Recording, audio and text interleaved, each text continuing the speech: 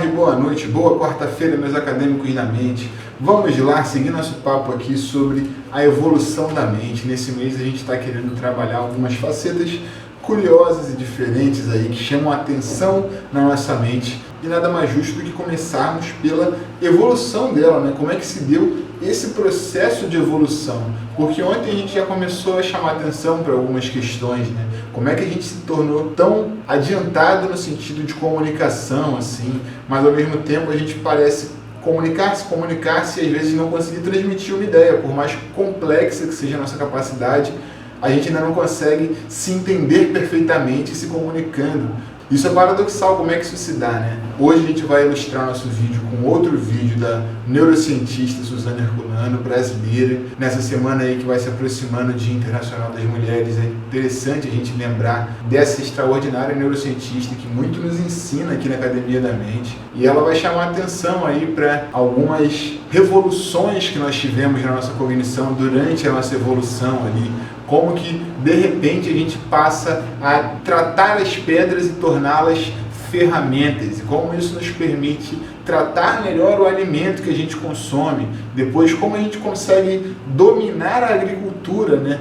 A gente consegue, num certo momento, dar conta da questão alimentar, que pra gente foi um problema, e a gente consegue dar uma volta ali, resolver essa questão, mas em partes, porque a gente torna o alimento produto, e nem todo mundo consegue acessar o alimento, então a gente produz para todo mundo, até desperdiça, mas tem gente que não consegue comer.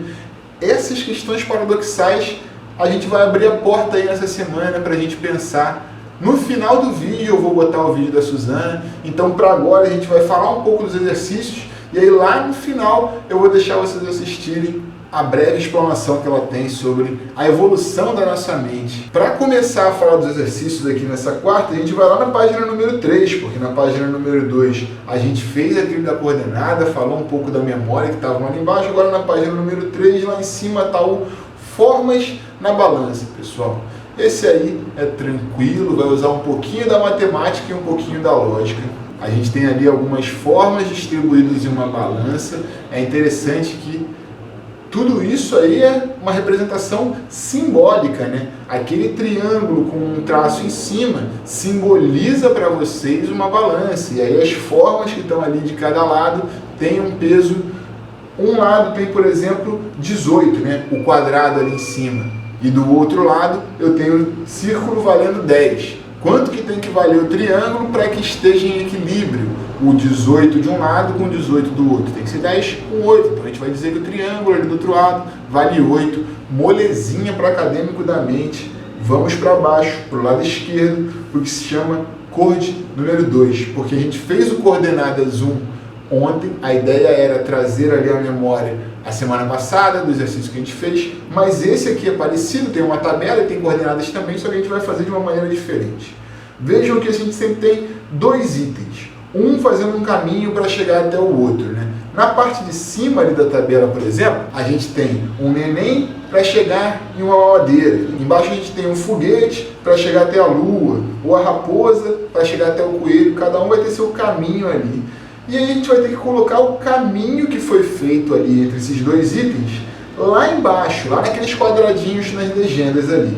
Só que, ao invés de fazer o traço que foi feito no caminho, a gente vai trocar aquele símbolo, aquele traço, pela letra inicial da direção que ele indica. Então, se o traço está para a direita, ao invés de botar o traço para a direita, eu vou botar a letra D.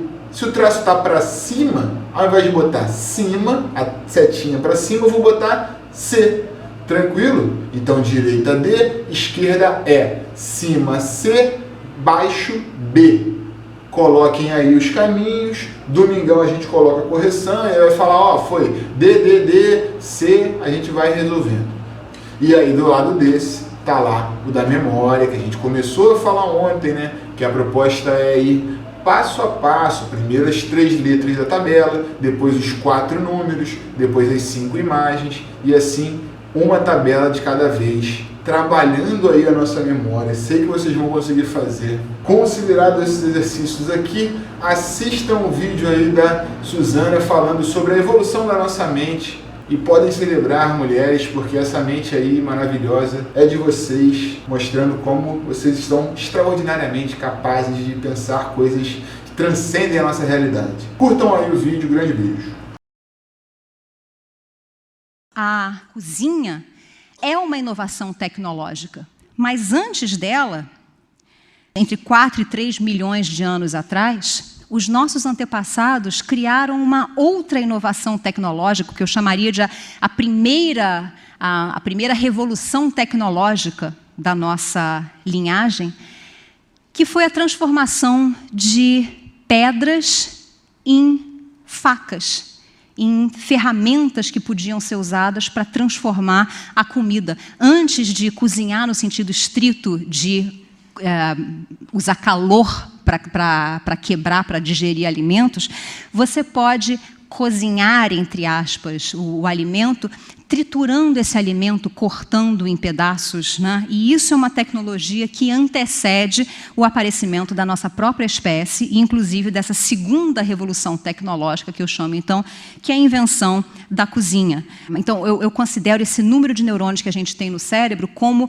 um material necessário para a nossa habilidade cognitiva, assim como a gente pode olhar para o nosso mundo e fazer um levantamento de todos os materiais criados pelo ser humano, obra desse cérebro com 16 bilhões de neurônios que a gente tem.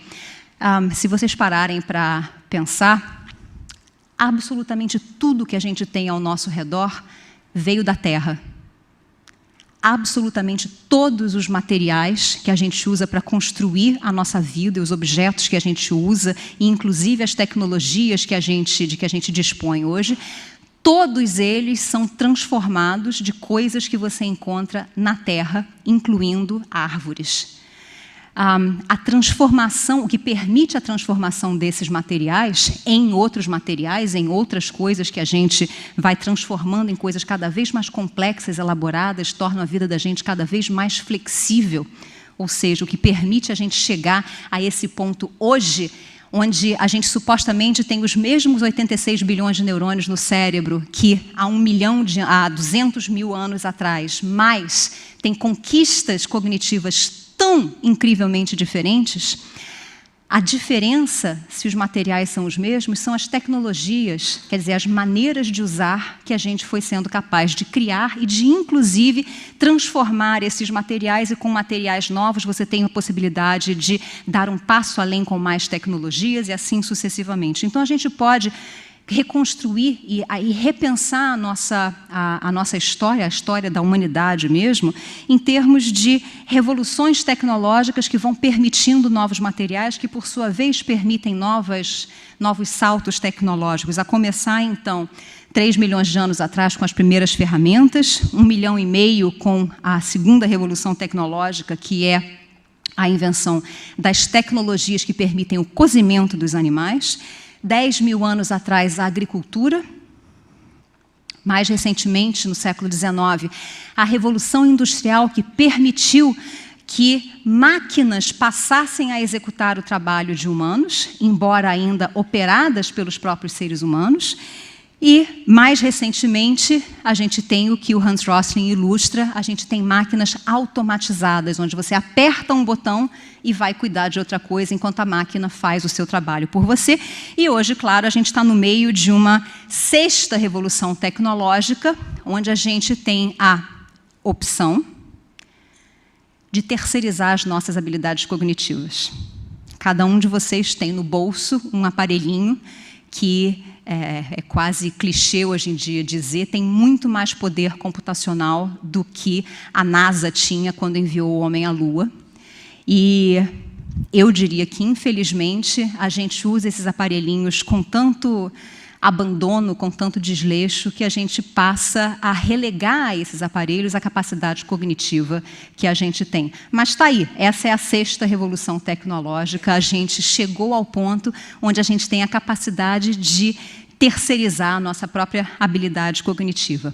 Mas é essa história, então, que permitiu que, num espaço extraordinariamente curto de tempo, em termos evolutivos, a gente fosse de uma dieta crua a ter cultura, agricultura, civilizações organizadas ao redor da distribuição de alimentos, que com a invenção da eletricidade tornam esses alimentos disponíveis na casa da gente sem nenhum tipo de restrição, mesmo chegando ao ponto de conseguir todas as 2.000 calorias que a gente precisa na lanchonete da esquina.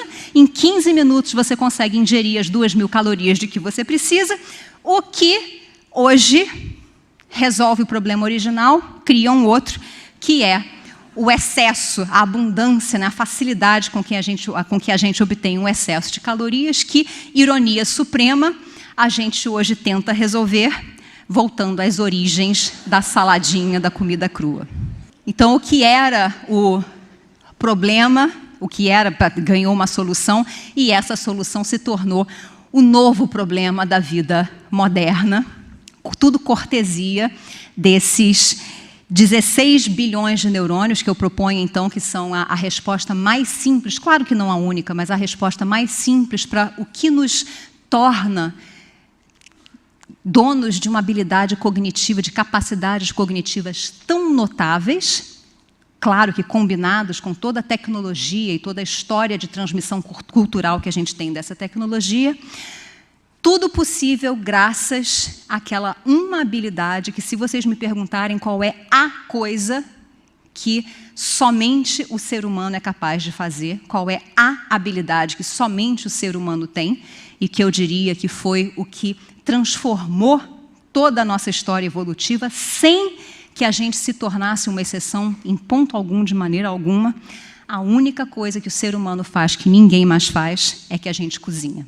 Depois que eu me dei conta disso, eu nunca mais olhei para a minha cozinha da mesma maneira. Eu acho que a cozinha é algo a ser reverenciado, é o que permite que a gente passe a maior parte das horas do nosso dia, podendo se dedicar a questões muito mais importantes sobre, como, por exemplo, qual é o nosso lugar na face da Terra, onde a gente se encaixa na natureza e o que nos torna capazes de fazer tudo isso e ainda pensar a respeito.